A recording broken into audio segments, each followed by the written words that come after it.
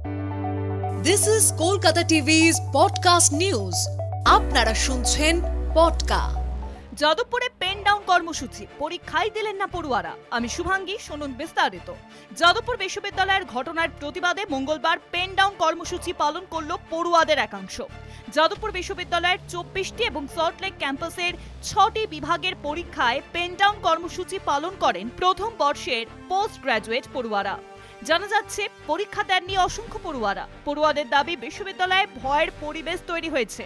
বর্তমান পরিস্থিতিতে পরীক্ষা দেওয়ার মতো অবস্থায় তারা নেই, আর সেই কারণেই পরীক্ষা দিতে নারাজ পড়ুয়ারা। কন্ট্রোলার অফ এক্সামিনেশনকে ইমেল করে প্রথম বর্ষের প্রথম সেমিস্টারের পরীক্ষা পুনরায় নেওয়ার আবেদন। এসএফআই এর বিক্ষোভ মিছিল কলকাতা বিশ্ববিদ্যালয়ের সামনে থেকে রওনা হয়ে কলেজ স্কোয়ার ঘুরে প্রেসিডেন্সির পাশ দিয়ে কলেজ স্ট্রিট মোড়ে গিয়ে রাস্তা অবরোধ করে। আর সেখানেই শিক্ষামন্ত্রী ব্রাত্য বসুর কুশপুতলিকাকে দাহ করা হয়। প্রায় মিনিট 10 রাস্তা অবরোধ থাকার পরে অবরোধ তুলে নেন এসএফআই এর সমর্থকেরা। অন্যদিকে মঙ্গলবার এবং বুধবারও বিশ্ববিদ্যালয়ের ক্যাম্পাসে প্রতিবাদ কর্মসূচির ডাক দিয়েছে ডিওয়াইএফআই এর কয়েকটি অতিবাম ছাত্র সংগঠন।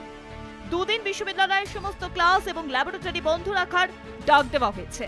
জানা যাচ্ছে, মঙ্গলবার যাদবপুর বিশ্ববিদ্যালয়তে পোস্ট গ্র্যাজুয়েটের প্রথম সেমিস্টারের প্রথম দিনে পেন ডাউন কর্মসূচি পালন করলেন বিশ্ববিদ্যালয়ের 30টি বিভাগের ছাত্রছাত্রীরা।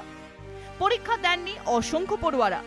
24টি যাদবপুর বিশ্ববিদ্যালয়ের মূল ক্যাম্পাস এবং 6টি সল্টলেক ক্যাম্পাসের বিভাগের পড়ুয়ারা দিলেন না পরীক্ষা যাতে পিছিয়ে পুনরায় নয়া সূচি করা হয়, তার জন্য ফেস্টোর ইমেল করা হয়েছে বিশ্ববিদ্যালয়ের পরীক্ষা নিয়ামককে। সোমবার রাতে জিবি বৈঠকের পর বেশ কয়েকটি দাবি উঠেছে। ছাত্রদের সিদ্ধান্ত, আগামী 24 ঘন্টার মধ্যে উপাচার্যকে ক্যাম্পাসে এসে ছাত্রদের সঙ্গে কথা বলতে হবে, আর সেই সঙ্গে বিশ্ববিদ্যালয়কে আহত ছাত্রদের চিকিৎসার খরচও বহন করতে হবে। যাদের নামে পুলিশে অভিযোগ দায়ের করা হয়েছে, সরকারের সঙ্গে কথা বলে তাদের নামে ব্যবস্থাও করতে হবে।